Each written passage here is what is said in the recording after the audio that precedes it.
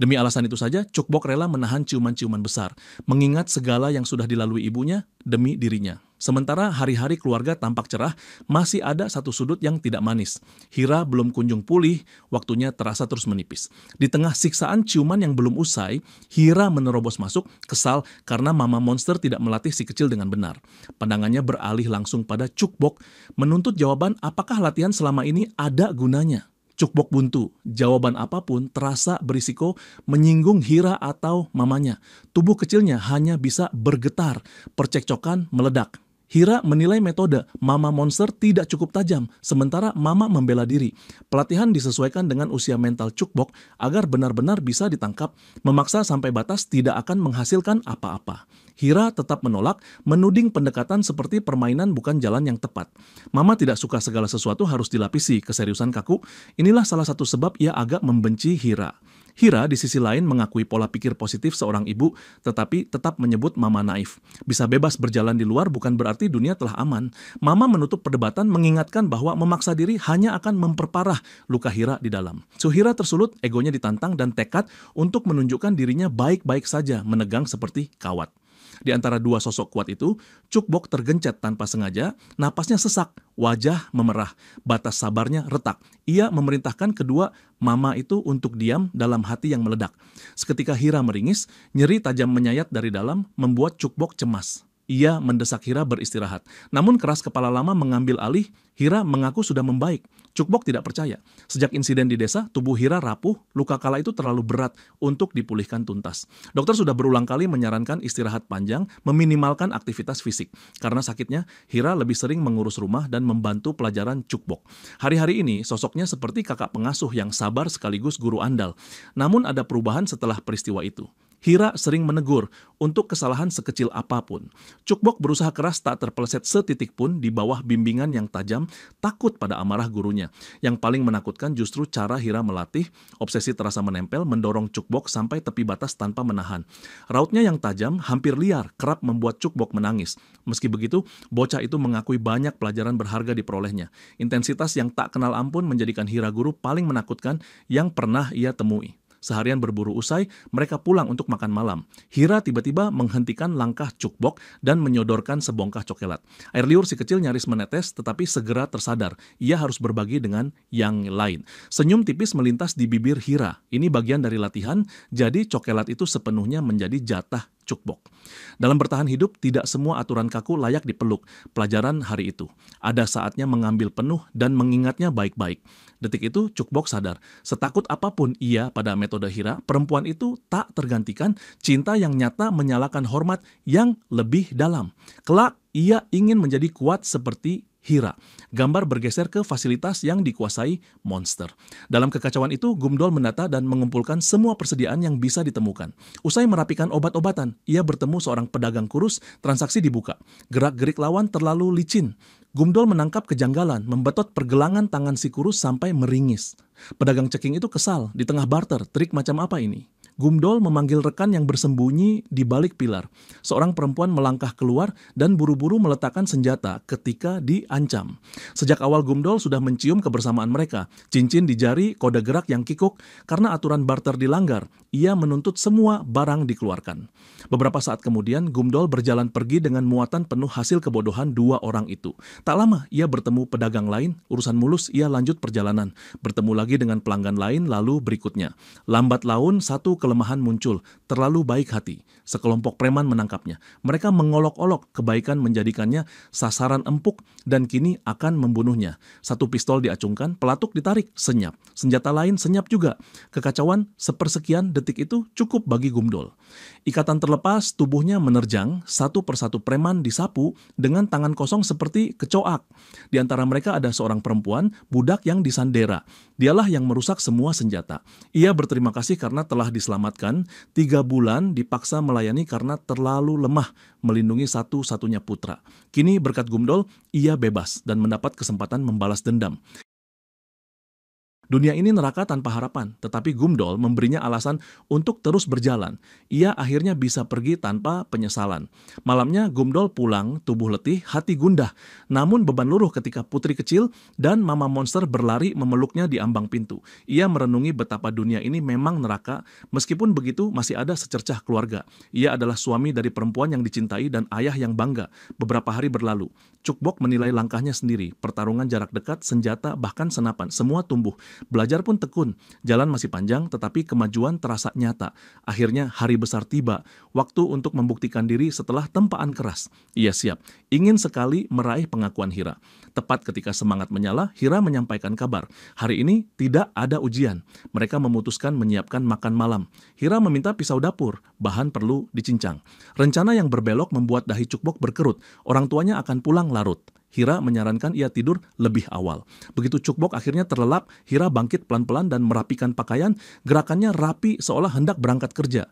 Tak lama, Gumdol dan Mama Monster tiba di apartemen dan langsung menanyakan keadaan Cukbok. Hira menenangkan, si kecil tidur pulas seperti malaikat, perutnya sudah diisi dengan baik. Gumdol masih diliputi ragu apakah yang akan mereka lakukan benar untuk Cukbok. Tetapi Hira mengingatkan tanpa ruang untuk perasaan. Semua ini demi kelangsungan hidupnya. Keputusan dikunci, rencana dijalankan sebelum Cukbok bangun, meski Mama Monster tetap menyimpan bimbang. Entah ini betul-betul jalan yang tepat atau bukan. Di tengah malam yang dingin dan sunyi, Cukbok terjaga. Saat menoleh ke sekeliling, kebingungan menutup wajahnya. Ini bukan tempat yang biasa ia tinggali. Bagaimana mungkin ia berada di pusat perbelanjaan yang dipenuhi monster menjijikkan yang bersembunyi? Di dekatnya selembar surat dengan namanya tertera. Ia membukanya dan membaca isi yang padat. Jika ia membaca ini, berarti ujian sudah dimulai. Tujuannya hanya satu, keluar dari tempat ini hidup-hidup. Surat menjelaskan ia berada di sebuah toserba dengan persediaan melimpah dan tanpa hambatan untuk bergerak. Di lantai 1, tepat di tengah, ada sebuah walkie-talkie. Tugasnya adalah mencapai walkie-talkie itu, menghubungi orang tuanya, dan ujian akan dinyatakan lulus. Namun ada syarat pahit. Jalan menuju alat komunikasi itu hanya bisa ditempuh jika ia bertahan dari banyaknya monster yang tersebar di mall. Surat ditutup dengan dorongan dari orang tuanya agar berusaha sekuatnya tetap hidup dan menerapkan semua yang telah diajarkan. Cukbok tersadar Hira berbohong tentang ujian yang dibatalkan, hanya untuk menjebloskannya sendirian ke situasi ini. Kepalan kecilnya menghantam lantai, air mata mengalir deras, hatinya cuma ingin pulang, namun suara Hira bergaung di kepalanya. Adegan menukik ke masa lalu, Hira menegaskan perlunya membiasakan diri dengan lingkungan. Manusia tidak dirancang beradaptasi mendadak, misalnya jika tiba-tiba harus tinggal sendirian di tempat asing, rasa takut akan meluap. Cukbok mengakui ketakutan itu apabila datang tanpa persiapan. Hira menanamkan bahwa setelah terbiasa, tempat baru bisa digunakan seolah rumah sendiri. Saat itu terjadi, ia tak terkalahkan.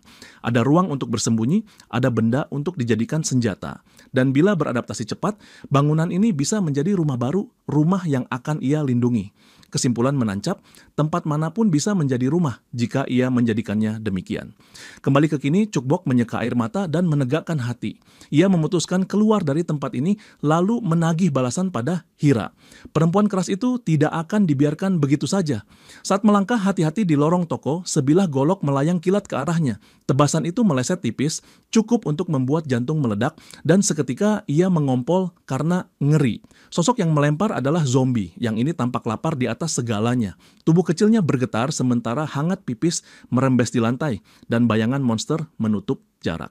Cukbok memaksa berlari, namun langkah panik menyeretnya jatuh. Baru kemudian terkuak bahwa makhluk itu bukan monster sungguhan, itu Hira. Gumdol dan Mama Monster kesal melihat Hira melampaui batas, tugasnya hanya menakut-nakuti, bukan benar-benar mengancam nyawa si kecil. Hira tetap tenang dan menyuruh mereka berhenti panik, cukup duduk dan menyaksikan. Para monster lain yang bermasker juga manusia, orang-orang yang bekerja langsung di bawah komandonya. Ujian telah resmi dimulai dan semua diminta menjalankan tugas dengan benar. Kinerja bagus akan diberi bonus. Siaran terputus. Di sisi lain, Cukbok meringkuk di sudut sunyi, tubuh menyusut oleh ketakutan. Celana masih basah dan satu-satunya keinginan adalah pulang dengan selamat. Gagasan merebut walkie-talkie dari kawanan monster terasa mustahil. Ingatan menyalakan ulang nasihat Hira tentang menjadikan tempat manapun sebagai rumah asalkan ia beradaptasi. Langkah pertama adalah mengenali dan memanfaatkan lingkungan. Dengan itu ia meneguhkan tekad dan bangkit, meringkuk takkan menolong. Hal pertama, ia mengambil piyama baru dan mengganti pakaian. Lalu ia memeriksa barang-barang acak di sekitar sampai menemukan seutas tali karet. Di dekatnya beberapa kerikil berserak. Satu ide menyambar seperti kilat. Ia tahu tepat apa yang harus dilakukan untuk menghadapi para monster ini. Ketapel sederhana tercipta di tangannya. Tembakan pertama menghantam wajah salah satu monster dengan bunyi nyaring. Hira yang mengawasi menangkap keberanian itu dan merasa secercah bangga, si kecil akhirnya melawan. Namun sorotan yang ia ciptakan mengundang bahaya. Para monster serempak menyerbu. Cukbok refleks menembakkan kerikil lain dan kebetulan manis terjadi.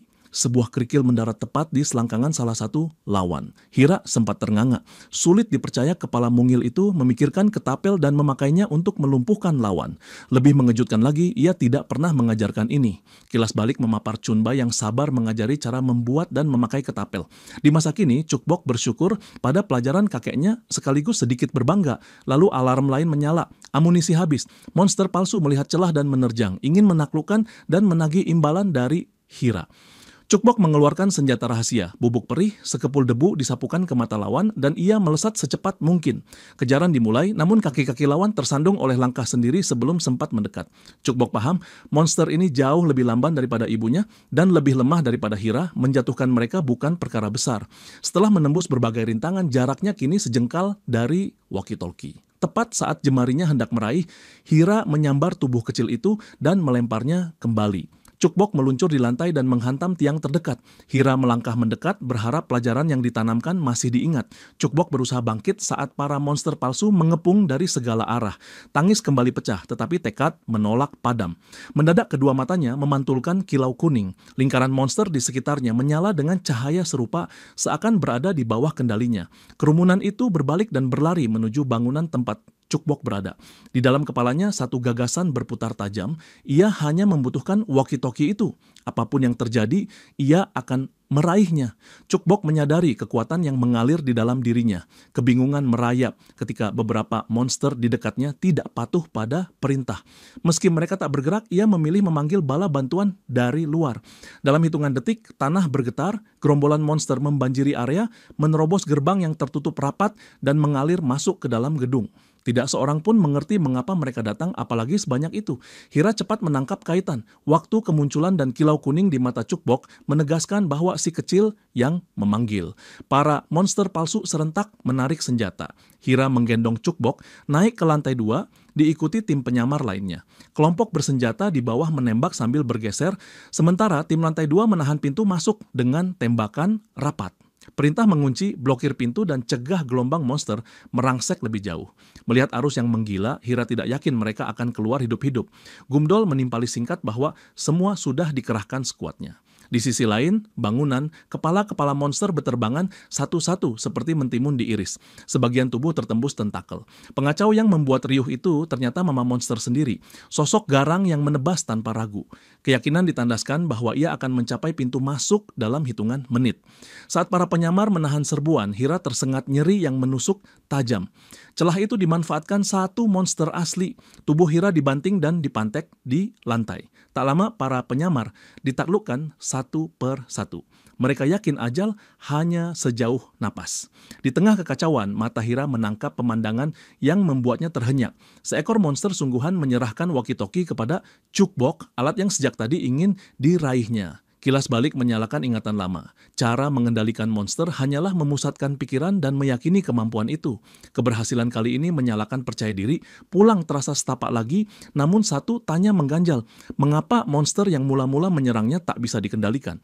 Ketidaktahuan masih menutup fakta bahwa mereka hanyalah manusia penyamar. Ia menepis ragu dan kembali memfokuskan kendali pada kawanan di sekeliling. Seekor anjing monster kecil tiba di hadapannya, siap menerima perintah. Cukbok berjongkok, menepuk pelan kepala makhluk mungil yang imutnya menandingi dirinya.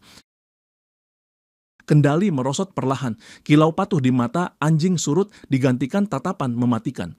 Tubuhnya bermutasi, membesar dan mengeras, membuat kengerian Cukbok melangit. Makhluk itu menerjang tanpa ragu. Hira menerabas dari posisinya, mendorong Cukbok keluar jangkauan. Waktu berubah menjadi lomba yang tercekik. Di satu sisi, Hira mengejar untuk meraih si kecil. Di sisi lain, monster memburu untuk mencabik. Kenangan manis berkelebat di kepala Cukbok, dan akhirnya ia menjerit panik ke dalam walkie-talkie, memanggil Hira agar menyelamatkannya. Tepat pada detik genting, mama monster mematahkan cakar lawan. Hira menuntaskan gerakan penyelamatan, mengunci Cukbok di pelukannya. Keyakinan ditumpangkan pada si kecil bahwa bantuan telah tiba. Ujian rampung, syarat terpenuhi. Alat komunikasi didapat, panggilan terkirim. Dengan mama yang sekuat itu, tidak ada alasan bagi Hira yang dicibir lemah untuk turun bertempur. Seloroh kecil itu menyengat kebanggaan Hira. Gumdol tiba sesaat kemudian, tatap mama menajam ke monster yang berani menyentuh putrinya. Tangan yang baru saja dipenggal tumbuh kembali, dan makhluk itu menyeruduk. Pandang mama membeku seperti hawa neraka yang membalik arah, cukup untuk membuat anjing gila berubah menjadi kucing basah. Tidak lama, monster itu kabur terbirit. Mama berbalik pada Cukbok dengan senyum lebar. Saatnya pulang. Namun butuh waktu lama untuk meluluhkan bungkam si kecil. Kemudian semua memohon, menjelaskan bahwa tidak ada niat menyakiti, ini semata latihan. Mereka hanya ingin memeriksa hasil di situasi nyata. Cukbok menolak mentah-mentah. Menurutnya, orang tua yang waras tidak akan melakukan ini pada anak. Keduanya tahu ia benar. Ruang berkilah menyempit. Dalam amarah yang masih menggelegak, Cukbok menegaskan tidak akan mendengarkan lagi, terutama pada Hira. Kebencian yang menempel mengusir keberadaan Hira dari ambang rumah. Perdebatan berputar sampai Hira memotong dengan dingin. Pesan ditegakkan, bertahan hidup menuntut adaptasi. Saat keadaan tak terduga menjerat, menyalahkan siapapun tak akan menyisakan waktu. Pertanyaan kemudian menusuk balik. Untuk apa ingin menjadi kuat jika tantrum kekanak-kanakan masih dipeluk? Sembunyi di belakang ibu bisa dipilih selamanya jika itu yang diinginkan. Tanggapan yang lahir bukan kata, melainkan lari kecil yang meletup. Cukbok menghampiri Hira dan menanamkan satu pukulan yang dilapis semua rasa sakit hatinya. Gumdol beringsut hendak menahan, tetapi mama monster mengangkat tangan membiarkan ledakan kecil itu mengalir. Tinju mungil berlanjut, berderet seperti hujan disertai cercaan yang tumpah dari dada sesak. Tenaga akhirnya habis. Dalam lelah yang mengempis, pengakuan meluncur, kerinduan pada Hira menghantui sepanjang detik berbahaya itu. Sebaris senyum menaut di bibir Hira, pelukan hangat membungkus bahu kecil. Ia meminta maaf atas ketegasan yang melukai, memberi selamat atas keberhasilan ujian, dan berjanji tidak mengulang cara yang sama. Cukbok mengangguk, kebencian itu tidak pernah ada. Yang ada hanyalah sayang yang tak pandai mencari bentuk. Malam menutup dengan Cukbok terlelap. Gumdol gelisah oleh pernyataan Hira tentang pemanggilan monster. Sulit dipercaya bahwa Cukboklah yang memanggil sebanyak itu. Mama memendam ragu yang sama meski tidak menemukan alasan bagi Hira untuk berbohong. Keputusan diambil untuk menunggu kesaksian Cukbok ketika bangun. Pertanyaan lain menyusul tentang para penyamar yang disewa. Kabar dari Gumdol menggelincirkan suasana. Mereka semua tewas saat mencoba kabur dari kawanan. Kelegaan ganjil melintas pada Mama. Setidaknya tidak ada saksi yang melihat apa yang sesungguhnya terjadi. Gumdol terpaku oleh dinginnya reaksi, nyaris tanpa simpati bagi nyawa-nyawa yang melayang. Ketika tatapannya menuntut jawaban, Mama balik bertanya, "Ada apa?" Gumdol menahan napas lalu melepas kalimat yang getir. Ada sesal karena orang-orang dewasa yang bernapas dan hidup itu mati hanya demi ujian satu-satunya putri, dan hormatnya pada Mama runtuh sejenak ketika ia tidak melihat secuil pun keprihatinan dari sana. Sulit bagi Gumdol memandang Mama dengan cara yang sama setelah dinginnya reaksi tadi. Namun ia teringat jadwal kontrol Hira yang sudah dekat.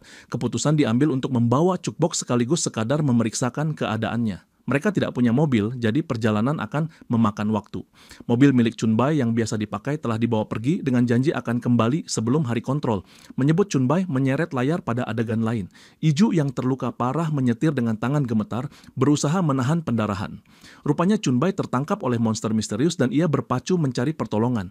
Esoknya, rombongan berkemas dan memulai perjalanan. Cukbok tampak luar biasa bersemangat, berjalan paling depan seolah kemarin tidak ada keributan sama sekali. Setelah dinyatakan lulus ujian yang dalam benaknya disusun lewat kebohongan, ia merasa berhak bersenang-senang sesuka hati. Begitu berhenti beristirahat, perintah kecil mengalir, Hira yang dewasa dipaksa bertingkah seperti anak. Hira jelas tersulut, tetapi menurut pada komando si kecil. Tatapannya melempar kilat pada Mama monster yang tertawa. Mama sendiri kebagian peran kucing, lengkap dengan gerak-gerik yang dibuat menggemaskan. Usai puas bermain, Fajar hampir menyentuh ujung langit dan perjalanan dilanjutkan. Tiba-tiba suara mesin mendekat. Sebuah van mengarah ke mereka. Mama monster yakin itu Chunbai dan Iju. Rem berdecit, Iju melonjak turun, memarahi semua karena sudah mencarinya kemana-mana, lalu pecah menangis. Ayahnya akan mati jika tidak segera ditolong. Layar mundur ke kemarin sekitar pukul 6 sore sebelum matahari jatuh. Beberapa hari mengintai wilayah dan mengamati monster, mereka ngebut pulang saat tiba-tiba diserang. Van terguling. Begitu sadar, tubuh-tubuh mereka sudah terikat pada kursi. Si penculik monster berkerudung ingin berbincang. Ia menyuruh keduanya memamerkan kemampuan, menilai kegunaan. Haning menutup, pertanyaan diulang. Iju akhirnya bertanya apa maksud semua ini. Jawabannya tiba, getir.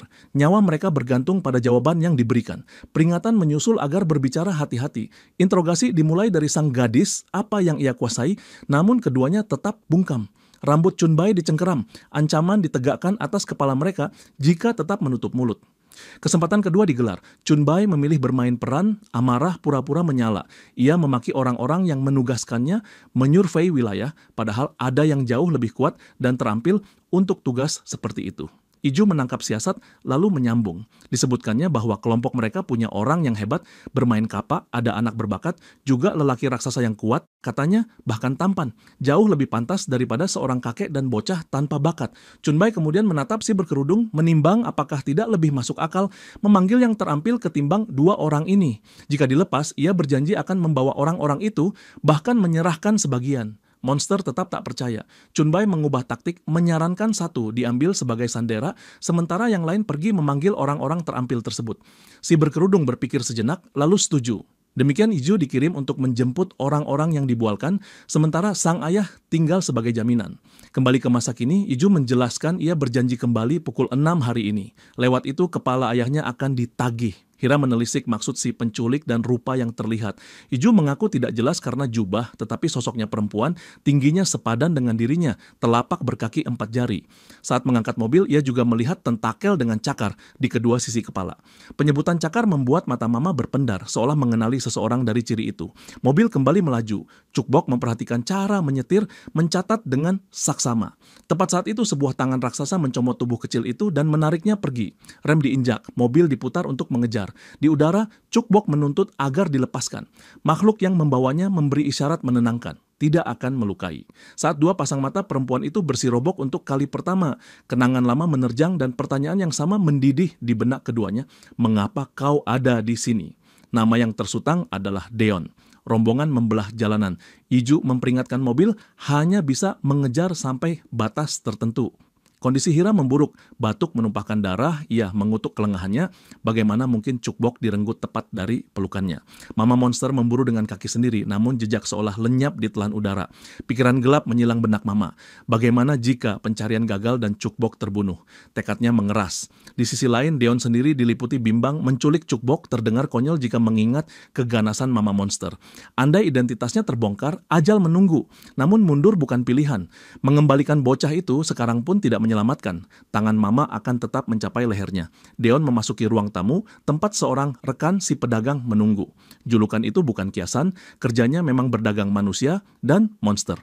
Karena Cukbok dianggap barang, Deon hendak menjualnya pada pria ini. Negosiasi hendak dibuka, tetapi Deon malas bertele-tele. Ia sudah membawa tepat yang diinginkan. Si pedagang menampik, menyatakan hanya menginginkan daging berguna atau yang masih muda. Barulah ia mau menukar dengan keluarga Deon. Selama ini satu-satunya barang layak yang Deon bawa hanyalah bocah ini. Sisanya cacat. Yang ia kehendaki adalah pertukaran sempurna dan adil. Hanya mungkin jika meja ini disuguhkan produk setara nilainya. Deon menepis semua omong kosong. Kubus yang dipermainkan si pedagang dihancurkan hingga remuk. Baginya, sejauh ini lelaki itu hanya bertindak sewenang-wenang. Ia sudah berusaha keras membawa apa yang diminta, namun yang ia terima hanyalah ketidakwarasan yang menuntut tanpa henti. Lelah dengan permainan, tekadnya mengerucut pada satu hal, mengembalikan anak-anaknya apapun harganya. Di sisi lain ruangan, Cukbok melihat keadaan memanas dan dorongan untuk kabur sebelum semuanya memburuk melesak naik. Pandangannya tersangkut pada pemandangan tak terduga. Dua bocah tertanam di dinding, merintih dan menangis, memohon agar Deon menyelamatkan mereka. Si pedagang menikmati tontonan, membusungkan dada dan menyebut bahwa kedua anak itu akan dibawanya ke pasar. Anak-anak yang terjerat di dinding hanya bisa meneteskan air mata pilu, ingin pulang, sementara Deon gemetar oleh tak berdaya. untuk memahami bagaimana semua ini mengeras jejak lama menampakkan diri. Dulu Deon berkeliaran seorang diri, hidup dalam bayang-bayang, dihantui takut mati karena gagal menjalankan misi sang ayah. Ia kabur dan menetap di sudut-sudut gelap. Kesepian bukan hal baru, bahkan sejak masih manusia, perlahan keberadaannya mengerut, hampa, dan menyedihkan. Merindu masa lalu, ia tersesat dalam kenangan, melangkah tanpa tujuan. Saat itulah ia menemukan dua bocah kecil itu. Karena terlalu mungil, ia memutuskan menggemukkan mereka dulu sebelum dijadikan santapan. Niat awal sederhana, memakannya nanti setelah besar. Namun keputusan menyimpannya berbalik menjadi penyesalan. Seberapa banyak pun makanan, mereka selalu lapar. Mereka bertengkar atas hal remeh. Istirahatnya tercabik, kekacauan yang mereka timbulkan menuntutnya bersih-bersih setiap waktu. Sebulan berlalu, kerja keras merawat tumbuh menjadi keterikatan yang aneh. Mereka merepotkan, tetapi lambat laun menjadi malaikat-malaikat kecil yang menempel kemanapun ia pergi. Merekalah yang mengisi rongga di dadanya. Ia tak pernah membayangkan betapa kosongnya hidup tanpa mereka. Suatu hari ketika pulang membawa makanan, ia mendapati si pedagang sudah menjerat kedua bocah. Upaya melawan berakhir telak. Melihat kondisi mereka yang bersih terawat, si pedagang segera menebak Deon merawat sebagai wali, berarti ada sayang yang menambat. Celah transaksi terbuka. Sejak itu, hari-hari berubah menjadi neraka. Untuk menukar keluarga, ia harus menghimpun manusia atau monster yang berguna sesuai selera si pedagang. Setiap kali barang yang ia bawa divonis cacat, beban dan cemas semakin menggerus. Lama-lama pikiran busuk menyelusup, mengapa terjebak di sini? Untuk apa peduli pada anak-anak itu? Mengapa tidak kabur saja dan menyelamatkan diri? Namun bayangan bahwa mereka akan mati tidak pernah bisa ia telan. Maka disinilah ia berdiri menghadapi si pedagang sementara anak-anaknya tertanam di dinding. Ia berjanji mengikuti syarat, membawa daging yang lebih baik dengan satu tuntutan. Pihak lawan menepati bagiannya. Bahkan Cukbok menyadari putus asa yang menetes dari wajah Deon. Perempuan itu benar-benar mencintai dua bocah itu dan ingin siksaan dihentikan. Air mata dan kasih yang berdenyut membuat Cukbok teringat pada ibunya sendiri. Ia bisa merasakan Deon bukan lagi monster yang sama seperti sebelumnya. Tawa si pedagang menyayat. Ia menertawakan cara mereka menggambarnya sebagai penjahat. Selama pertukaran berlangsung, ia akan mengembalikan anak-anak itu dengan selamat. Syaratnya hanya satu, bawa yang tepat kali ini. Di balik topeng kalem, monolognya bergulir. Ia berniat memeras keputusasaan Deon. Betapa mudah seorang perempuan bodoh didorong oleh setitik kemurahan dan belitan teror. Hasilnya, ia mendapatkan daging unggul tanpa perlu banyak usaha. Kedatangan Cukbok justru membuatnya senang, barang muda yang sempurna. Saat itu juga Cukbok mengerahkan kemampuannya. Lutut si pedagang melemas, akar-akar yang ia tumbuhkan merapuh, dan kepalanya berdenyut hebat. Cukbok menambah tekanan, memelintir pusaran kendali yang ia pahami. Deon menatap takjub ketika ruangan yang dibangun si pedagang mulai runtuh. Namun ia tak mengerti alasan di baliknya. Cukbok memberi isyarat cepat, jangan terpaku, selamatkan dua bocah itu. Dinding yang memeluk tubuh anak-anak melemah. Deon menerjang meraih keduanya, balasan datang seketika, hantaman keras menetak punggungnya. Cukbok tercekat, ia sedang mencoba mengendalikan mengapa lepas, mengapa kemampuannya mendadak terputus. Si pedagang murka, di matanya Deon melakukan kecurangan di tengah transaksi yang harusnya adil. Hukuman ditegakkan lewat tentakel. Pukulan demi pukulan merobek, cengkeraman mencabik tentakel Deon satu persatu. Kekuatan surut, rasa hina menetes. Andai saja dulu ia meninggalkan mereka, siksaan ini takkan terjadi. Dua bocah itu menangis memanggilnya tanpa henti. Panggilan yang justru membuatnya kian sayang. Mereka sudah menderita lebih dari dirinya, namun tetap menunggu diselamatkan. Suara Deon akhirnya pecah, bergetar tetapi bulat. Kalimat-kalimatnya menenangkan dua hati kecil yang terkoyak. Hari buruk ini akan selesai. Ke depan akan ada baik-baik saja. Tidak ada lagi rasa sakit, janji itu dipahat bahkan saat nyeri membakar tiap serat tubuh. Di dalamnya, tekad dipakukan. Bagaimanapun, ia akan menyelamatkan mereka. Si pedagang belum selesai. Tentakel kembali melesat. Namun sebelum menyentuh Deon, kepalanya berlubang, peluru mengebor dari kejauhan. Di balik pelatuk berdiri Cukbok. Satu peluru belum cukup. Makhluk itu masih hidup, terperanjat mendapati bocah kecil memegang senjata yang bukan mainan. Ia seperti bersemangat mengajak bermain jika itu yang diinginkan. Begitu tubuhnya berputar menatap Cukbok, wajah kecil itu memucat. Sosok menjijikkan, menampakkan otak yang membengkak dengan mata-mata menempel di permukaannya. Ada detail yang menusuk, satu mata biru, satu mata kuning. Sekejap kilas balik menyambar, Mama Monster pernah menyerahkan pistol kecil itu pada putrinya, menjelaskan bahwa ini bukan mainan, hanya digunakan saat benar-benar diperlukan. Kembali ke saat ini, Cukbok merasakan bangga yang mengembang, tembakan barusan tepat waktu. Untuk menyelamatkan kakek dan yang lain, satu jalan terbuka. Monster di depannya harus ditumbangkan. Sepasang mata biru itu asing, belum pernah ia lihat pada monster manapun. Ia menimbang kemungkinan. Jangan-jangan warna itu terkait alasan mengapa kendalinya tak mempan. Keraguan mengetuk, tetapi waktu menipis. Ia menyapu ruangan dengan pandang, mencatat tiap detail. Deon tersungkur dan tak bisa diharapkan, kabur pun mustahil. Ruangan ini bagian dari tubuh sang monster. Pilihan terbaik hanyalah mencoba memengaruhi makhluk itu dengan daya yang tersisa. Monster membuka suara, melempar satu tanya. Apakah ia anak sang bos? Sebab sorot, matanya terasa familiar. Cukbok tidak tahu siapa yang dimaksud, tetapi tebakannya menaut pada pemimpin para monster. Gagasan liar menyala, ia memutuskan menunggangi situasi. Peran disematkan ke bahunya, ia mengaku sebagai putri sang bos. Deon menangkap kebohongan itu seketika, namun menahan napas melihat efeknya. Keanehan muncul. Makhluk itu ragu menyerang, seakan mata si kecil membuatnya bimbang. Deon tetap ragu apakah kebohongan secetek itu bisa menipu. Cukbok sebaliknya menukik lebih dalam ke peran. Ia memancarkan jengkel, menatap tajam karena tidak disambut selayaknya. Tinju dilayangkan sekadar menegaskan marah. Hasilnya di luar dugaan, si pedagang berlutut meminta maaf bertubi-tubi atas sikap tidak hormat. Deon tercengang melihat betapa mudahnya umpan itu ditelan. Cukbok mempertahankan kendali pada rautnya, tetapi di dalam hati muncul lega bluff berbuah. Ia menyatakan ada hal penting. Kedatangannya karena wilayah kekuasaannya dirusak, ia murka menemukan kedai dagang liar dibuka tanpa izin.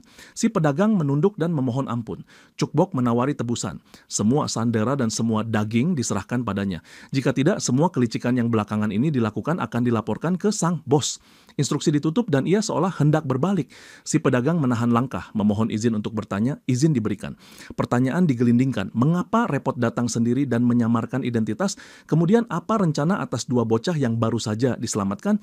Dan terakhir, deskripsikan sang bos yang katanya ia relasi. Dada Deon merosot, bendera bahaya berkibar. Cukbok tercekat, keringat dingin merayap. Tidak ada jawaban yang masuk akal. Si pedagang menafsirkan diam itu sebagai pengakuan. Tubuhnya menerjang. Cukbok merunduk sedetik sebelum dicabik. Seperti penari yang sudah diretas nalurinya, ia mengangkat pistol dan melepaskan rentetan peluru. Si pedagang terbahak, terhibur pada upaya yang dianggap sia-sia. Ia mengakui kelincahan bocah ini, kekuatan yang tak sepadan usia, dan menyatakan barusan ia hanya bermain untuk memastikan kebenaran identitas. Kini keyakinannya bulat, tidak ada hubungan darah dengan sang bos. Hari ini pikirnya hari mujur, daging dengan mata sang bos. Tubuh makhluk itu menindih, menekan tangan kecil sampai tak berkutik. Ia terus berkicau, mendekat memeriksa mata Cukbok dari jarak napas. Pintu berderit. Chunbai menyelinap di belakang lalu menancapkan benda tajam yang sejak tadi ia genggam tepat ke dada lawan. Adegan beralih pada Hira, tubuhnya runtuh oleh luka, tetapi keras kepala menuntut berangkat menyelamatkan Cukbok dan meminta kapaknya kembali. Gumdol membujuk agar beristirahat, perempuan itu tidak mau duduk diam. Eju berusaha menenangkan, memohon mempercayakan pencarian pada mama monster. Itulah yang bisa mereka lakukan. Hira menganggap waktu sudah terlalu lama. Artinya mama belum menemukan jejak. Rasa bersalah menyerbu, Cukbok meleset dari pelukannya, semua salahnya yang lalai. Ia mengeraskan suara untuk terakhir kali menuntut kapaknya sampai Ju menariknya kembali ke nalar. Percaya proses, menunggu. Ledakan kecil memecah udara, tembakan terdengar tak jauh. Mama monster yang menyisir kegelapan menoleh spontan. Ingatan singkat memercik momen ketika pistol itu diserahkan kepada putrinya dengan pesan bahwa ini bukan mainan. Keyakinan mengeras di dada, si kecil ada di tengah badai. Di dalam Chunbai sempat membalik keadaan. Namun kepercayaan diri si pedagang berlebihan. Tusukan itu tak lebih dari gigitan semut. Kakek berwajah batu memerintahkan bungkam. Jika masih ingin bernapas, lepaskan semua dan biarkan mereka pergi. Setelah tarik ulur yang ringkas, si pedagang mengangguk. Dengan syarat, tak ada yang menyentuhnya lagi. Moncong pistol menatap mata. Chunbai menegaskan ada beberapa hal yang harus dijawab. Si pedagang merengut, itu bukan bagian dari kesepakatan. Ia akan melepaskan mereka jika dibiarkan sendiri. Chunbai menggeser laras sedekat pelipis menuntut kerjasama. Ini kesempatan bagus sebelum kesempatan lainnya hilang. Keluhan mewek keluar, katanya dia yang dibuli. Anak yang meringkuk di sudut menangkap ironi yang kental. Pelaku kekerasan terbesar menuduh orang lain menindas. Deon memotong berputar, langsung menanyai tentang pasar yang tadi disebut. Transaksi macam apa yang berlangsung? Jawaban enteng dilontar, ini hanya pasar. Sabar Deon patah, ancaman meluncur agar berhenti berputar-putar. Dinding percaya diri lawan retak, pengakuan mengalir. Di pasar itu, daging muda dihargai tinggi, langka, lezat, dan laris sebagai peliharaan. Amarah menyalak di dada Deon, ia sadar si brengsek ini tidak pernah berniat mengembalikan bocah-bocahnya. Chunbai menggeser topik pada mata yang berbeda warna. Si pedagang mengaku itu adalah stempel khusus dari sang bos, semacam lencana kehormatan bagi yang layak, tanda bahwa pemegangnya dipandang tinggi oleh sang ayah. Nilai stempel berbanding lurus dengan kemampuan beradaptasi dan banyaknya kuasa yang bisa dipakai. Ketidakbecusan hari ini katanya karena stempel itu masih baru, potensinya belum tergarap. Laras pistol menekan dahi. Pertanyaan terakhir ditancapkan tentang isu Cukbok sebagai putri sang bos. Apakah yang dimaksud adalah monster bertentakel bermata kuning? Di bawah tatapan mulut api, si pedagang mengakui dengan enggan. Wujud sang bos menurutnya sering ganti kulit, ia sendiri tidak tahu yang sekarang seperti apa. Chunbai menggertakkan gigi. Ia menyebut mereka telah menyaksikan sendiri si bermata kuning dibunuh. Jawaban berikutnya meruntuhkan nyaman yang rapuh, yang mereka bunuh hanyalah penyamar. Berdasarkan yang ia tahu, penyamar itulah yang membentuk suku kanibal dan beraksi untuk sementara. Sampai sang bos yang asli datang dan menanganinya. Deon membeku. Figur ayah yang lama ia agungkan ternyata hanya tiruan. Rahang Chunbai mengeras, kesimpulan yang getir menetes, perburuan terhadap kawanan ini belum selesai. Chunbai hampir saja percaya tempat ini akhirnya cukup aman untuk ditinggali Iju, tetapi kenyataan menepuk pipi. Si pedagang bangkit dari duduknya setelah menumpahkan sebagian besar informasi dan entah sejak kapan seutas tentakel sudah melilit Cukbok, membuat Chunbai berada pada posisi sulit meski moncong senjata masih menatap. Keputusan lawan tak berubah. Ia melenggang menyusuri jalannya sendiri, meninggalkan anak-anak dan yang lain di belakang. Sambil menunggu yang lain tiba, Chunbai menoleh pada Cukbok dan hendak meminta satu janji. Permintaan itu masih menggantung di udara ketika halaman bab terutup. Pagi menyapa. Mama Monster akhirnya menemukan apartemen tempat putrinya bernaung. Chunbai menyambut dengan lega, memandu sang ibu menyusuri koridor, dan di sana napasnya terulur, Cukbok tertidur aman. Kelegaan singgah sesaat sampai pandang mama bertumbuk pada Deon yang duduk menahan diri. Gelombang waspada memacu otot, mengundang sikap yang siap menghabisi. Teror melintas di mata Deon. Mama sudah menakar jarak untuk mengakhiri. Chunbai cepat maju meredam bara itu, meyakinkan dengan penjelasan runtut bahwa Deon berdiri di pihak mereka. Ketegangan mencair perlahan. Menjelang senja, semua berkumpul di lantai kecil untuk makan menu sesederhana nasi. Di sisi lain meja, Iju kehilangan selera. Perut menolak menelan sejak tahu bahwa si bermata kuning yang mereka bantai dengan susah payah hanyalah penyamar. Balas dendam yang terasa rampung mendadak berlubang, kosong menganga sekaligus satu tanda tanya. Sudah berbulan-bulan sejak penyamar itu tumbang, mengapa para petinggi yang asli belum datang menutup buku? Gumdol menimbang kemungkinan bahwa mereka memang belum perlu bergerak. Bisa jadi lokasi ini sudah mereka ketahui, mungkin menunggu saat yang tepat. Skeptisisme Iju menahan, untuk apa menunggu jika daya sudah berpihak pada mereka. Gumdol menumpahkan hipotesis lain, mereka menunggu Cukbok matang karena kemampuan yang baru ditemukan, termasuk kebal terhadap virus monster, menjadikannya incaran utama. Iju mencoret itu sebagai dugaan tanpa bukti. Gumdol menukas pelan bahwa justru ketiadaan gejala penuh berarti kemampuan Cukbok masih berkembang. Pihak lawan bersabar demi panen.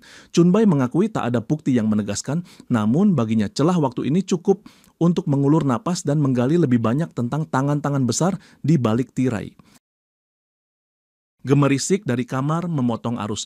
Deon membuat keributan kecil saat berganti pakaian. Ketika ditanya, ia menenangkan. Hanya kesulitan mengganti. Tidak ada yang janggal. Di ruang lain, Cukbok menata dua bocah di hadapannya. Perintah-perintah kecil dibubuhkan seperti kapur di papan. Keduanya mengangguk-angguk siap patuh. Rasa bangga mengembang peran guru pertama yang memberinya pijakan. Di latar, Hira dan Mama Monster berdiri berdampingan. Hira mengawali dengan permintaan maaf yang tak biasa, menghantam pusat tenang Mama. Kata-kata itu mengakui kelalaian. Penculikan terjadi di bawah pengawasannya. Andai Cukbok tidak diselamatkan Chunbai, kemungkinan terburuk mungkin sudah terjadi. Janji kemudian dipatri, kejadian itu tidak akan terulang, nyawanya sendiri menjadi pagar bagi Cukbok. Mama tergelitik oleh ketulusan yang jarang, bertanya dari mana datangnya kesungguhan itu dan mengapa untuk seorang bocah ia rela sedalam ini. Jawaban Hira menyingkap masa lalu yang menggumpal. Hidupnya lama dihabisi dendam dan Cukboklah yang menyalakan cahaya, memalingkan wajah dari jurang yang sama. Anak kecil itu menjadi harapannya, melindungi menjadi satu-satunya arah. Ada malu yang lembut ketika Mama mengaku membutuhkan bantuan Hira juga, menyuruhnya lekas pulih. Hira sempat menyenggol ironi, perempuan yang siap membunuhnya kini memintanya sembuh, namun justru hangat meresap. Dan terima kasih diulur, kalimat berikutnya tak sempat lahir. Tubuh Hira goyah dan ambruk ke lantai. Cukbok terpaku, kaget menatap sosok yang selama ini seteguh batu runtuh begitu saja. Adegan berpindah. Si pedagang menunduk hormat di hadapan seniornya, sosok bertopeng yang sudah dikenal sebagai Bigfoot, kerudung yang pernah mencincang tubuh si satu mata menjadi serpih. Bigfoot menanyai perihal daging yang dijanjikan. Si pedagang menuding ke langit-langit, di atas sana manusia-manusia digembungkan seperti balon, saling melekat bagai adonan hidup. Penjelasan menyusul. Penggemukan hanya butuh beberapa hari, tetapi proses panen menjadi pelik karena korban saling berpeluk mempertahankan hidup. Meski begitu, kualitas dan nilai dijanjikan tinggi, rasa akan melampaui harap, dan label harga premium tidak akan sulit ditegakkan. Sebotol kecil berisi pil munggil dikeluarkan. Solusi sementara untuk masalah pangan. Bigfoot puas dan berbalik hendak pergi sampai si pedagang menyisipkan kabar tentang seorang gadis bermata kuning. Langkah Bigfoot terhenti. Rincian dituntut dan si pedagang memamerkan tiruan yang dibentuk dari dagingnya sendiri sebagai gambaran. Rasa ingin tahu yang sejati menyala, percakapan penuh pun diundang. Layar beranjak ke sebuah klub di mana barisan lelaki berpakaian hitam menguliti beberapa orang dengan kekerasan. Di antara mereka ada seorang pria bertopi ungu datang sebagai klien yang ingin menyewa jasa kelompok yang menamakan diri Pitbull. Pimpinan gerombolan menuntut rincian tugas. Si topi ungu mengobrak-abrik tasnya. Selembar kertas melayang jatuh tepat di depan seorang pria bertubuh besar yang duduk diam dengan helm menutupi kepala. Saat matanya menyentuh kertas itu, sketsa Hira, realitasnya sempat merenggang. Seorang anak buah yang tak sabar menampar helm itu menuntut kertas diserahkan. Jawaban yang datang adalah tinju tunggal dari tangan kiri yang tampak termutasi, cukup untuk merontokkan nyawa.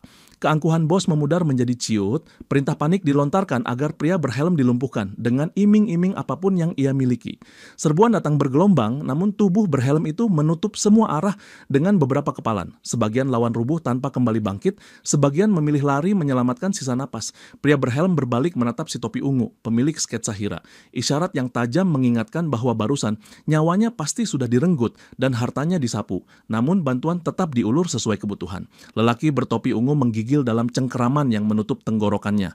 Keberanian kecil memaksa keluar menanyakan identitas. Jawaban menetes dengan berat.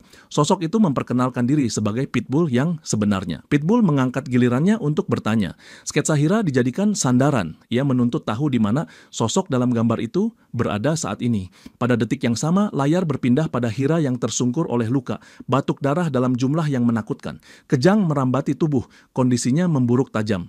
Gumdol ada di sisi melakukan segala yang bisa dilakukan. Sementara itu, Mama Monster dan Cukbok berdiri di atap, menahan hati yang diremas. Karena Cukbok tidak sanggup menyaksikan Hira dilumat nyeri, beberapa saat kemudian ketiganya sudah duduk di dalam kamar, wajah tertunduk dan muram.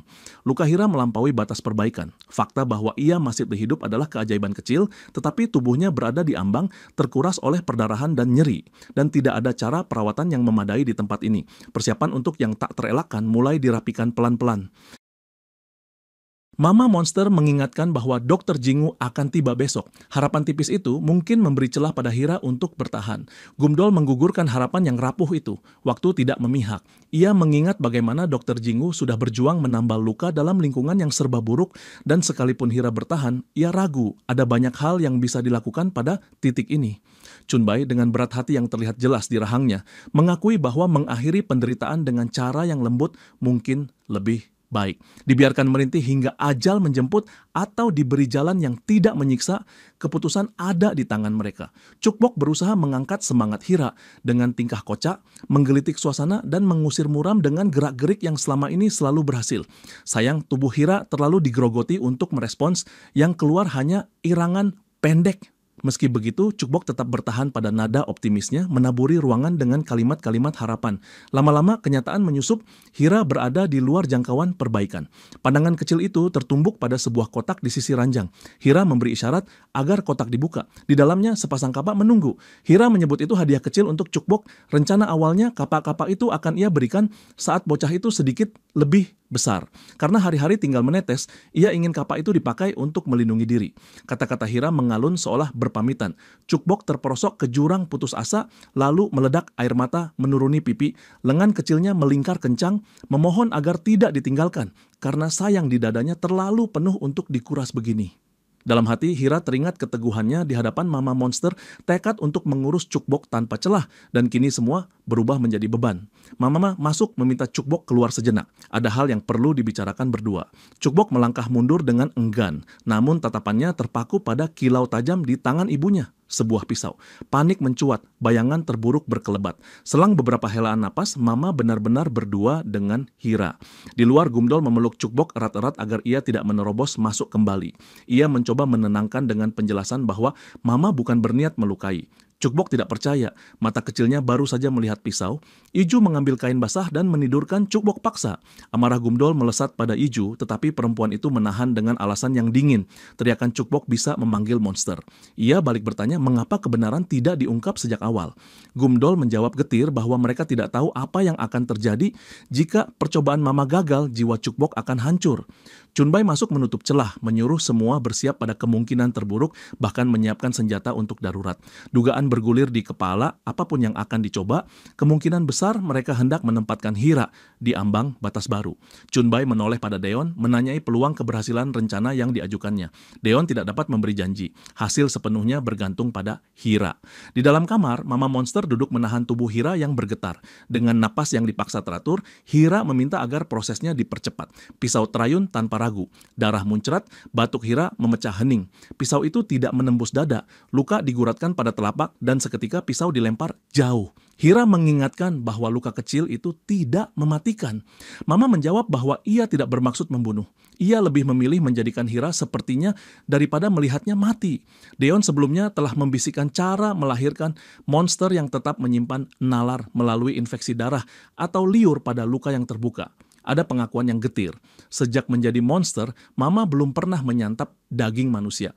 Ia memperingatkan bahwa rasa darah manusia mungkin memicu kehilangan kendali. Ia berjanji akan menahan dorongan itu sekuat yang ia bisa. Protes Hira memercik, namun Mama sudah mematri keputusan. Ia mengingatkan janji Hira untuk menyelamatkan Cukbok apapun ongkosnya. Kekecewaan berdesing, Hira disebut hendak mundur dari jalan yang ia ucap sendiri.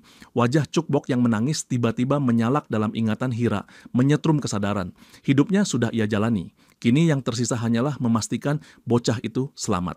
Hidup atau mati, manusia atau zombie, kategorinya merunduk di belakang tekad.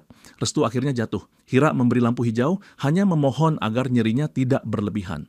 Mama tidak bisa menjanjikan, tetap akan mencoba sebaik mungkin. Ia menurunkan wajah ke atas telapak Hira, menyiapkan alih liur untuk memulai proses. Jauh di tempat lain, lelaki pemilik sketsa Hira terperanjat bangun. Kepalanya kosong sesaat. Ia tidak mengenali ranjang tempat tubuhnya terbaring. Ingatan terakhirnya, cengkeraman pitbull di leher, kesadaran yang diperas sampai gelap. Saat bangkit, sejumlah orang menatap dengan tegang. Panik menyalak, ia meraung menuntut tahu di mana dirinya dan mengapa ia berada di ruangan itu. Pitbull mendobrak masuk, mencengkeram kerah dan menyeretnya ke ruang lain untuk diinterogasi tentang Hira, tentang semua serpi informasi yang mungkin berguna. Aura yang mengeras di sekitar Pitbull membuat ruangan seperti menyusut. Nyali lelaki itu terkikis. Akhirnya lidahnya longgar. Ia mengaku juga tengah memburu orang-orang dalam foto. Alasannya menusuk. Kelompok Hira pernah menyewanya untuk menyamar sebagai monster, tetapi seorang gadis di kelompok itu melepaskan kemampuan aneh yang memanggil monster sungguhan, dan seluruh keluarganya hilang karenanya.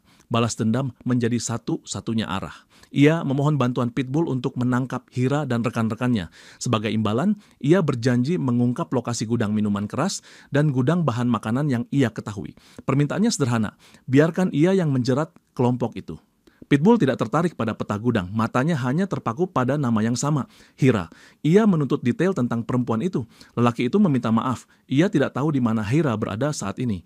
Pitbull menyadari tak ada satu pun jejak tentang Hira yang bisa dipegang, padahal itulah yang paling ia tunggu. Meski begitu, ia tetap menerima permintaan si pemuda, hanya saja dengan imbalan yang berbeda. Bukan gudang minuman, bukan gudang pangan, hadiah yang ia minta hanyalah Hira itu sendiri. Keberanian kecil mendorong si pemuda bertanya mengapa Hira yang dipilih dan untuk apa? Pria berjanggut itu hening sebentar, lalu membuka alasan dana yang mengunci dada. Hira adalah perempuan yang ia cintai. Cinta yang bengkok sedemikian rupa hingga ia ingin membunuhnya. Ia menyukai kekuatan Hira, ketegasan yang dingin, dan lembut yang tersembunyi. Sosok terkuat yang pernah ia kenal. Perempuan yang di matanya tak terkalahkan. Kalimatnya tentang Hira memudar, layar menyorot mama monster yang sedang berjuang menahan gelegak Hira, yang kini berubah menjadi monster yang bertenaga buas. Kembali pada pria berjanggut, Myang Hun, ia mengungkapkan pada si pemuda keinginan untuk menjadikan Hira peliharaan, menundukkannya seperti anjing yang tidak bisa hidup tanpa majikannya. Hasrat bertemu memagut, ia butuh tahu di mana Hira berada secepatnya. Di sela itu, Dr. Jingu muncul, lama tidak terlihat, untuk berbincang dengan Myang Hun. Ada latar yang perlu dipasang, bagaimana dokter ini dan rombongannya bertahan di sebuah desa, menelan pengorbanan, cekcok oleh curiga, hidup dalam neraka yang seolah dikutuk. Dari keputusasaan itu lahir satu harap, hidup normal. Harap itulah yang menuntun mereka menemukan rumah yang diidam-idamkan. Aturan disusun agar kesalahan lama tidak mengulang, bekerja tanpa lelah demi damai yang dibutuhkan. Aturan banyak, tetapi nomor satu menjadi pagar tertinggi. Jangan pernah membicarakan kelompok cukbok. Untuk keselamatan warga, agar mata-mata tak tertarik datang, dan semua diam mematuhinya. Dengan aturan itu, Kepingan mulai pas meski awalnya keras oleh konflik. Desa tumbuh dan bergeser mendekati normal yang diimpi. Normal itu patah ketika Myang Hun muncul, mencari Hira. Dokter meminta waktu bicara, tetapi Myang Hun menyuruhnya kembali nanti. Ia sedang sibuk. Dokter mundur keluar dan menunggu. Begitu dokter hilang di ambang, Myang Hun melanjutkan interogasi. Si pemuda bersikukuh. Semua yang ia tahu sudah diucapkan, tak ada lagi. Cengkeraman tangan besar menutup kepala, memaksa untuk mengingat lebih dalam. Tekanan bertambah, rasa sakit merayap dari tulang pipi ke pelipis. Kala tekanannya memuncak, dokter menerobos masuk sebelum tempurung kepala remuk. Pukulan balasan datang seperti palu, tubuh dokter terlempar, membentur dinding dan mengelupas cat. Gangguan membuat Myang Hun mendosis, si pemuda pecah menangis, memohon, mengaku tidak punya jawaban lagi. Iju muncul di ambang, meminta kekerasan dihentikan. Dokter memperingatkan agar Iju keluar, pria ini berbahaya. Myang Hun kecewa, menyuruh keduanya pergi. Ia ingin bicara berdua dengan si pemuda, yang di sudut terus terisak, ingin lepas dari ruangan. Myang Hun tetap bersikeras, pemuda ini kunci, biarkan ia mengorek sampai selesai. Ia berjanji akan melepaskan setelahnya. Dokter dan Ju saling pandang, tak ada cara lunak yang tersisa. Ju memilih menegakkan aturan desa, ia mengingatkan pasal kelima, setiap pendatang harus diwawancarai pemimpin. Bukan hanya aturan diabaikan, ancaman juga dilayangkan pada tamu. Sebagai pemimpin, Ju tidak bisa membiarkan tatanan diacak-acak. Ia menegur keras agar berhenti. Kepala batu tetap kepala batu. Ancaman kembali dilontarkan, mengiris udara. Iju menutup batas. Ini kesempatan terakhir. Tubuh Myang Hun menegang, langkah menyerang dipacu. Dokter menepis sergapan, telapak menahan pukulan, bunyi retakan kecil bergaung di sendi. Ancaman berulang, pergi selagi sempat, atau semuanya akan berakhir. Interogasi dilanjut, tetapi dari bibir, si pemuda tetap keluar kebisuan yang sama. Iju kembali bersuara. Ia mengakui kerja keras Myang Hun. Desa ini aman karena pasukan pitbulls yang ia bentuk hidup tanpa ketakutan pada monster lahir dari tangan itu. Tetapi cara hari ini bukan bajunya. Untuk menutup kalimat, bilah pendek menyelusup di punggung pria besar itu. Luka hanya menggelitik, daging segera menutup, tetapi pesan sampai. Jika keluarganya disentuh lagi, maaf tidak akan ada. Tatap Ju memantul menakutkan, mengingatkan pada Hira. Itu cukup merontokkan congkak. Myang Hun menahan diri, berjanji tidak menyeberangi garis lagi. Ia setengah tertawa. Tak menyangka Iju benar-benar menusuk. Namun Iju sudah memperhitungkan daya pulihnya. Di dalam hati Iju meminta maaf. Ia tahu Myang Hun putus asa ingin bertemu Hira. Namun ia tidak mau mempertemukan mereka sekarang. Hira sedang kritis. Pandangan Myang Hun jatuh pada foto cukbok di tangan Yeju. Pertanyaan meluncur. Yeju menepis, mengaku foto itu hanya tergeletak di lantai. Ia mengalihkan pembicaraan dengan lincah. Waktu makan siang hampir tiba, mengajak ke kantin. Langkah Diayun pergi. Myang Hun sudah membaca celah. Ia yakin Iju tahu sesuatu tentang anak di foto itu. Tuntutan agar rahasia dibuka menguntit dari belakang. Gambar berpindah. Cukbok duduk di dekat Hira yang terikat, monster yang kini melek tetapi belum kembali waras. Ia membisikkan ketenangan dalam bentuk sentuhan. Hira tidak akan ditinggalkan, tubuh kecilnya menjadi jangkar. Di luar kegelisahan merayap. Rencana yang ia ajukan mungkin benar-benar gagal. Yang mereka inginkan hanya menyelamatkan hidup Hira. Tetapi yang lahir justru sosok monster konyol yang nyaris tak bisa dibendung. Gumdol ikut babak belur saat menahan Hira, Perban dan Memar menjadi bukti. Meski begitu, ia masih menggenggam harap. Di kepalanya setidaknya ada dua jalur yang mungkin. Jalur pertama, menemui Dr. Jinggu. Hari ini ia yakin dokter itu mungkin punya cara menolong Hira, sama seperti saat menolong ibu Cukbok. Keajaiban kecil lainnya pun tampak keberadaan cukbok saja cukup untuk meredam letupan ganas Hira.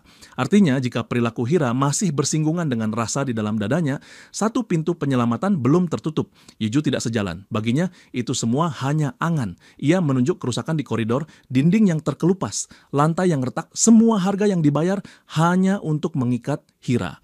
Ketika Gumdol bertanya alasan amarahnya yang meledak tiba-tiba, Ju mengingatkan bahwa nyawa bisa putus bila cara gegabah seperti ini diteruskan. Sejak awal ia sudah membaca konsekuensi, itulah sebabnya ia selalu menolak rencana ini. Menurut penilaiannya, seharusnya Hira dibiarkan pergi dengan cara yang tenang. Bahkan kini, peluang mengakhiri malapetaka masih ada. Gumdol mengembalikan beban itu ke pundaknya sendiri. Sejak mula, mereka sudah siap menanggung akibat, dan ia tidak mundur. Ia justru bersyukur keadaan tidak lebih buruk dari ini.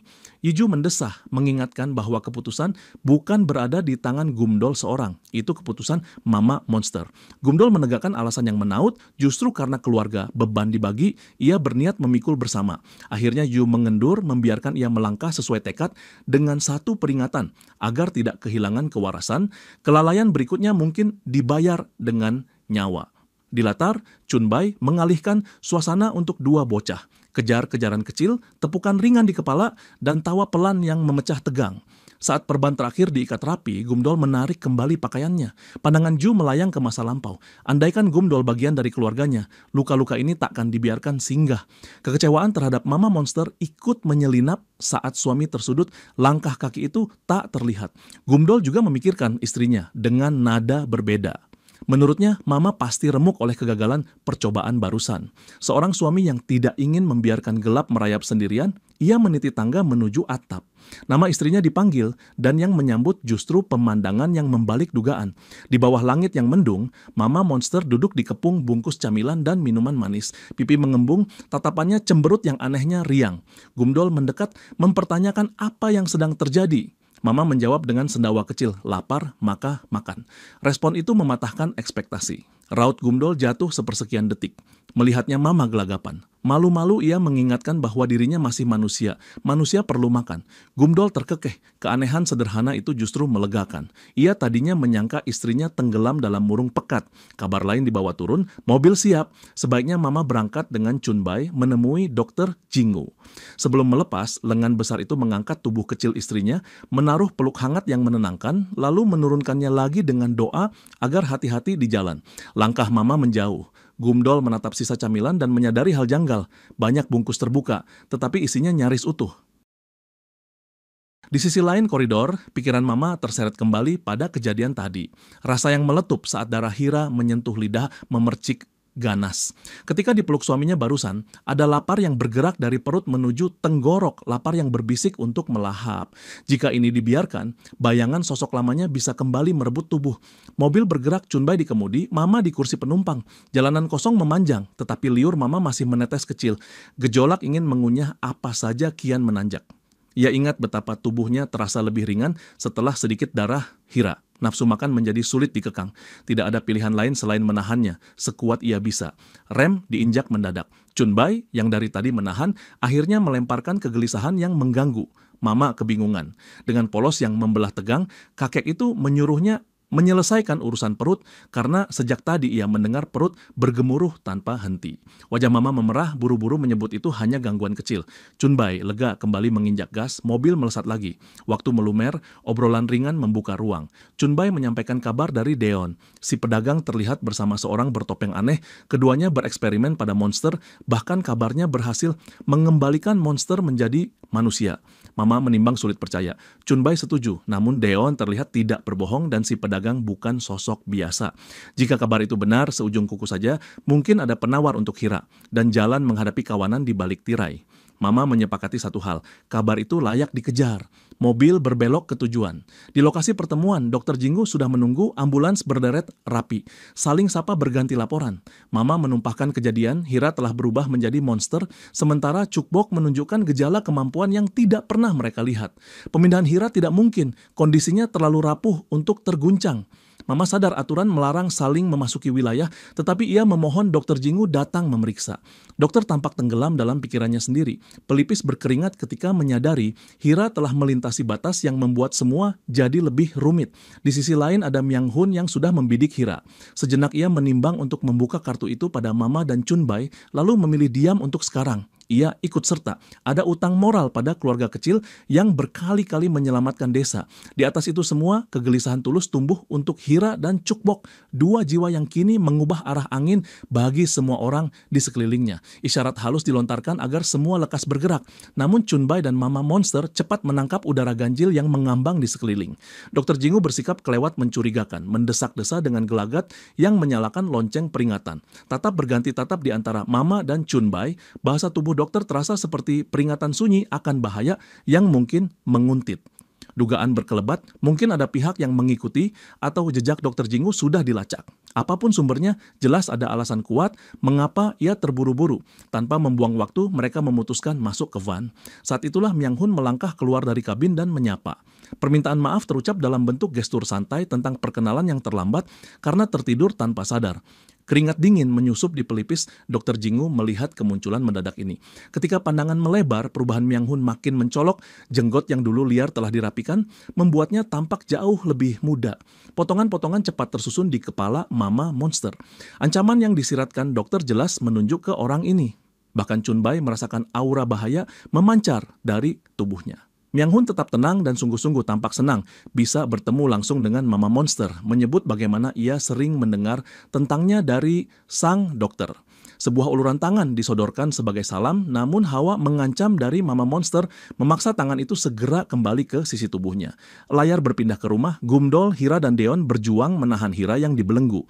Chukbok dan dua bocah ikut merapat, menambal celah yang mulai longgar. Jurus andalan Chukbok sederhana dan selalu manjur, kasih sayang yang dihadirkan melalui sentuhan, senyum, dan kehadiran. Sebuah buku cerita diletakkan di pangkuan, halaman-halaman dibalik pelan untuk menenangkan. Nafas Hira mulai teratur, Gumdol dan Deon mendapat jeda untuk mengembalikan napas. Rasa lega mengembang, kehadiran anak-anak benar-benar penyelamat. Tanpa mereka, menahan Hira akan berubah menjadi mimpi buruk. Namun kekhawatiran Deon mengambil alih. Anak-anak pada akhirnya harus tidur. Ketika itu terjadi, keadaan bisa kembali meledak. Gumdol menanggapi dengan kabar yang pahit. Tidak ada lagi yang dapat dilakukan sampai dokter tiba. Kecewa menyalak di wajah Deon. Usul mencuat untuk mengikat Hira rapat-rapat dan meninggalkannya sementara.